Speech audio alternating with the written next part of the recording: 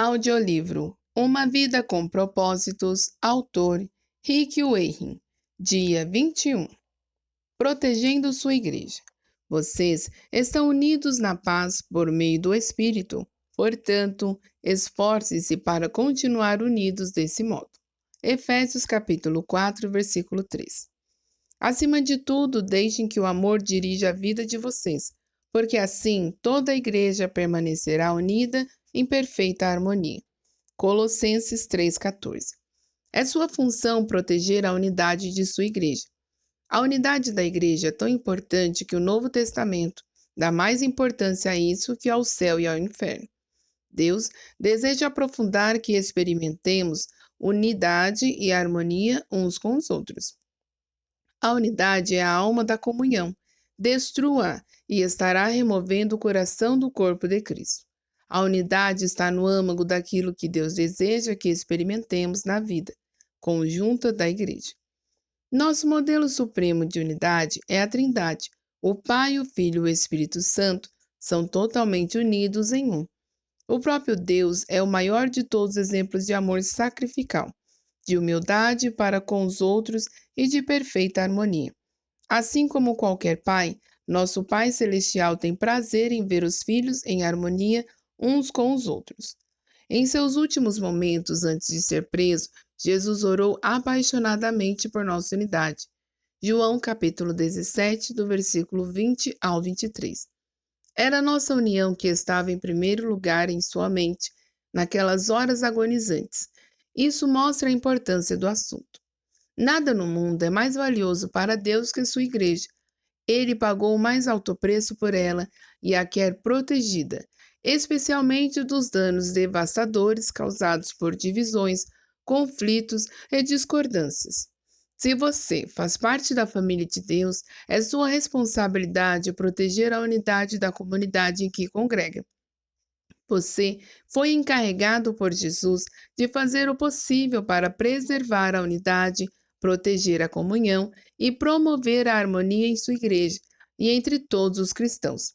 A Bíblia diz: façam todo esforço para conservar a unidade do Espírito pelo vínculo da paz.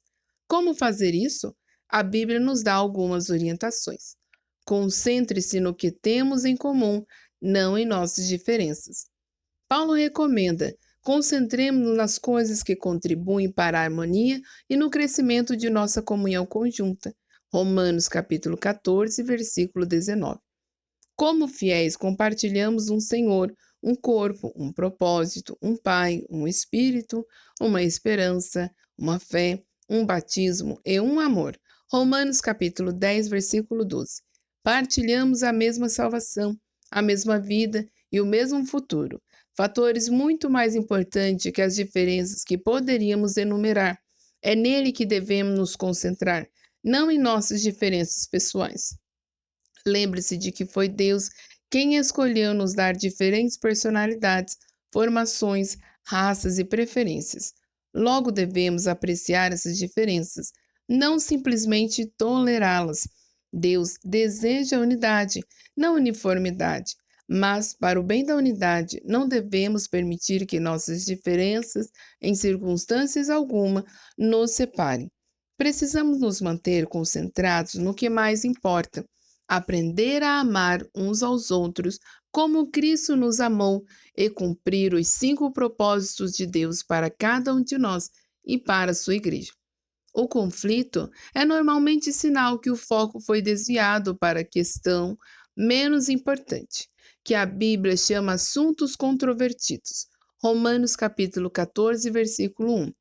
Quando nos concentramos em personalidades, preferências, interpretações, estilos ou métodos, a divisão sempre acontece. Mas, se nos concentrarmos em amar uns aos outros e em cumprir os propósitos de Deus, alcançaremos a harmonia. Paulo implora por isso: irmãos, em nome de nosso Senhor Jesus Cristo, suplico a todos vocês que concordem uns com os outros no que falam, para que não haja divisões entre vocês, antes que todos estejam unidos num só pensamento e num só parecer. 1 Coríntios 1:10. Seja realista em suas expectativas. Agora que você descobriu como Deus quer que seja a verdadeira comunhão, é fácil ficar desanimado pela disparidade entre o ideal e a realidade presenciada em sua igreja. Você deve amar apaixonadamente a igreja, apesar das imperfeições que ela tem. Ansiar pelo ideal enquanto critica o real é evidência de imaturidade. Em contrapartida, conformar-se com o real sem lutar pelo ideal é complacência. A maturidade está em conviver com essa tensão. Outros fiéis irão decepcioná-lo e desiludi-lo, mas isso não é desculpa para deixar de ter comunhão com eles. Eles são sua família, mesmo quando não agem como tal, e você não pode simplesmente abandoná-los. Em vez disso, Deus nos orienta: sejam pacientes uns com os outros, fazendo concessões às faltas uns dos outros, por causa do amor que há em vocês. Efésios 4:2. As pessoas ficam desiludidas com a igreja local por muitas razões compreensíveis.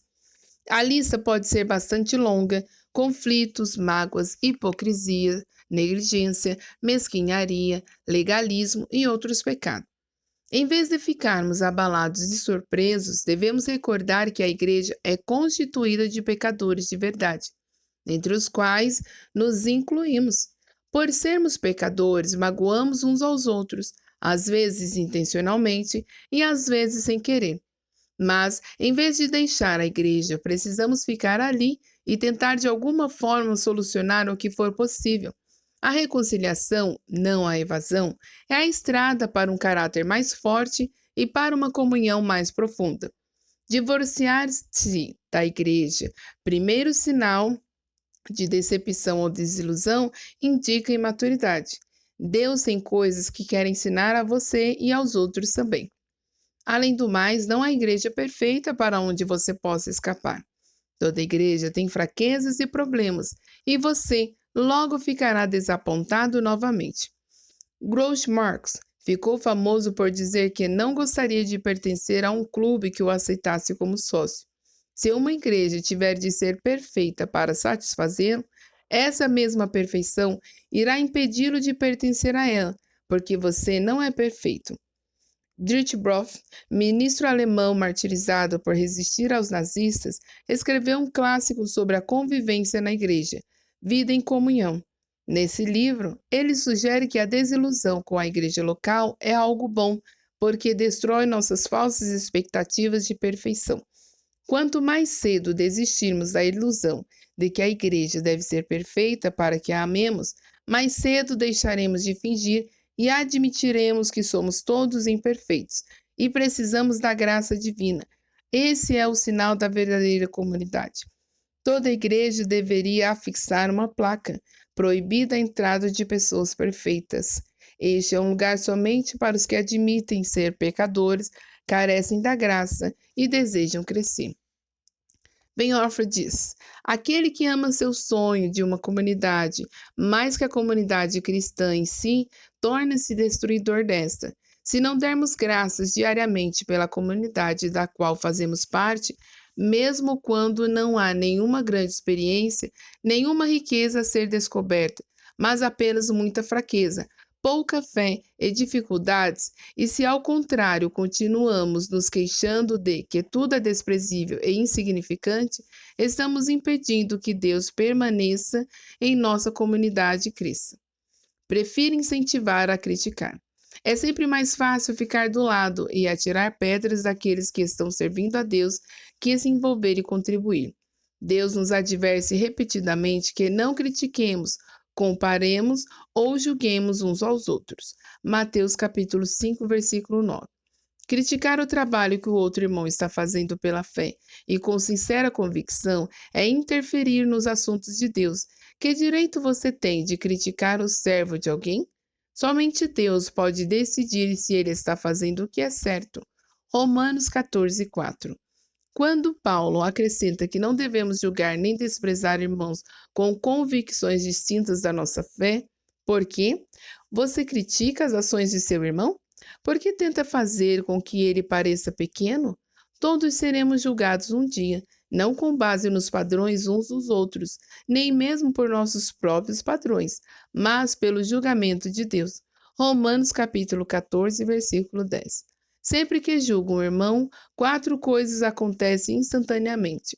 Perco a minha comunhão com Deus, exponho meu orgulho e insegurança, predisponho-me em situação de ser julgado por Deus e prejudico a comunhão da igreja. O espírito crítico é um vício dispendioso. Na Bíblia, Satanás é chamado o acusador dos nossos irmãos. Apocalipse capítulo 12, versículo 10. Culpar e criticar e queixar-se dos membros da família de Deus é trabalho do diabo. Se fazemos o mesmo, é porque fomos ludibriados e induzidos a fazer o trabalho de Satanás. Lembre-se de que os outros cristãos, não importa quanto você discorde deles, não são o verdadeiro inimigo. O tempo que desperdiçamos comparando ou criticando outros irmãos deveriam ser aplicado na edificação da unidade entre os irmãos. A Bíblia diz: assim estaremos empregando o nosso esforço na boa convivência fraterna. Ajudem-se mutuamente com palavras de ânimo. Não ponha seu irmão lá embaixo, apontando os defeitos dele. Recuse-se a dar ouvidos a fofocas. Fofocar é transmitir informações quando você nem é parte do problema nem da solução. Você sabe que espalhar fofocas é errado, e se quiser proteger sua igreja, nem mesmo deve dar ouvidos a elas. Ouvir uma fofoca é como receptar uma mercadoria roubada. Isso faz igualmente o culpado pelo crime. Quando alguém começar a falar mal de alguém para você, tenha a coragem de dizer: por favor, pare, não preciso saber disso. Você já falou diretamente com a pessoa? Pessoas que trazem fofocas a você também irão espalhar fofocas sobre você. Tais pessoas não são confiáveis. Se você dá ouvidos a fofocas, para Deus você é um criador de casos. Provérbios de número 16, verso 28. Criadores de casos dão ouvidos a criadores de casos. Provérbios 17, 4. São esses que dividem igrejas pensando apenas em si mesmos. São egoístas sem nenhuma evidência do Espírito. Judas 19. É triste constatar que no rebanho de Deus as maiores feridas sejam causadas por ovelhas, não por lobos. Paulo alerta sobre os cristãos canibais que se devoram uns aos outros. Gálatas capítulo 5, versículo 15. Destruindo a comunhão. A Bíblia diz que esse tipo de pessoa deve ser evitada. A difamação revela segredos, portanto, fique longe de quem fala demais. Provérbios 20, 19. A maneira mais rápida de pôr fim a um conflito, seja numa igreja, seja num grupo, é enfrentar carinhosamente os fofoqueiros e convidá-los a de atitude. Salomão lembra que uma fogueira se apaga quando acaba a lenha. Da mesma maneira, as brigas acabam quando o brigão e o implicante é separado do grupo. Provérbios 26, 20. Pratique os métodos de Deus para a solução de conflitos. Além dos princípios mencionados no capítulo anterior, Jesus ensina a igreja um processo simples, dividido em 3 etapas. Se um dos que dizem ser seu irmão na fé prejudicar você, converse com ele. Consertem a situação entre vocês. Se ele ouvir, você fez um amigo. Se não ouvir, tome 1 ou 2 pessoas para que a presença de testemunhas torne o ato legítimo e tente de novo. Se ainda assim ele não ouvir, leve o caso à igreja. Mateus capítulo 18, versículo 15 ao 17. Em meio a um conflito, somos tentados a nos queixar a terceiros, em vez de corajosamente falar a verdade de maneira amorosa à pessoa com quem estamos aborrecidos. A primeira atitude só aumentará o problema, assim o correto é procurar diretamente a pessoa envolvida. A conversa em particular é sempre o primeiro passo, e você deve fazê-lo o mais breve possível. Se vocês não forem capazes de resolver o assunto sozinhos, o passo seguinte é levar 1 ou 2 testemunhas para que tomem ciência do problema e ajudem na reconciliação. E o que fazer se a pessoa ainda se mostrar intransigente? Jesus ordena que apresente o assunto à igreja, e se a pessoa ainda assim se recusar a ouvi-lo, Você deve tratá-lo como um incrédulo descrente. Mateus capítulo 18, versículo 17. Apoie seu pastor e outros líderes. Não existe líder perfeito, mas Deus concede aos líderes responsabilidade e autoridade para que mantenham a unidade da igreja durante conflitos interpessoais. Esse é um trabalho ingrato. O pastor tem a desagradável tarefa de agir como mediador entre membros ressentidos e imaturos que vivem em conflito. Ele também recebeu a impossível incumbência de fazer com que todos fiquem felizes, algo que nem Jesus conseguiu realizar. A Bíblia é clara sobre a maneira com a qual devemos nos relacionar com os que nos servem. Sejam obedientes aos seus pastores, ouçam o conselho deles. Eles estão atentos à condição da vida de vocês e trabalham sobre a escrita supervisão de Deus. Contribuam para que a liderança deles seja alegre, não penosa, porque tornar as coisas mais difíceis? Hebreus capítulo 13, versículo 17. Os pastores um dia estarão diante de Deus para prestar contas sobre a responsabilidade de zelar por você. Eles cuidam de vocês como quem deve prestar contas. Hebreus capítulo 13, versículo 17. Mas você também terá de se explicar. Você prestará contas a Deus sobre seu comportamento com relação a seus líderes. A Bíblia instrui os pastores a como lidar com pessoas que promovem dissensão no meio da igreja. Eles devem evitar discussões e ensinar gentilmente o caminho inverso, enquanto oram para que os encrenqueiros mudem de atitude. Devem admoestar os que promovem polêmicas, rogar por harmonia e unidade, repreender os que desrespeitam a liderança e remover os perturbadores da igreja, caso não considerem os dois avisos mencionados. Protegemos a nossa igreja quando honramos os que nos servem no papel de líderes. Os pastores e anciãos necessitam de nossas orações, incentivos, apreço e amor. Recebemos a seguinte orientação: agora, amigos, pedimos que vocês honrem os líderes que trabalham arduamente por vocês, a quem foi dada a responsabilidade de encorajar e orientar vocês na obediência. Tenham toda consideração e amor por eles. 1 Tessalonicenses, capítulo 5, versículos 12 e 13. Desafio você a aceitar a responsabilidade de proteger e promover a união em sua igreja. Empenhe-se nesse objetivo com todas as suas forças. Deus irá se agradar disso. Nem sempre será fácil. Em alguns momentos terá de fazer o que é melhor para o corpo e não para você mesmo, mostrando preferência pelos outros. Este é um dos motivos pelos quais Deus nos colocou na família e igreja, para aprendermos o altruísmo. Em comunidade, aprendemos a dizer nós em vez de eu, nosso em vez de meu. Deus diz: não pensem apenas no próprio bem, pensem nos outros cristãos e no que é melhor para eles. 1 Coríntios, capítulo 10, versículo 24. Deus abençoa a igreja que permanece unida. Na igreja Southpack, cada membro assina um pacto que inclui a promessa de proteger a unidade de nossa comunhão. Consequentemente, a igreja sofreu um conflito capaz de nos dividir. Tão importante quanto isso é o fato de que muitos desejam fazer parte dela, uma vez que se trata de uma comunidade unida e amorosa. Para se ter uma ideia, no período de 7 anos, a igreja chegou a batizar alguns milhares de novos convertidos. Quando Deus tem um grupo de novos cristãos que deseja libertar, Ele busca como incubadora a igreja mais carinhosa que puder encontrar. O que você está fazendo no plano pessoal para tornar sua igreja local mais aconchegante e amorosa?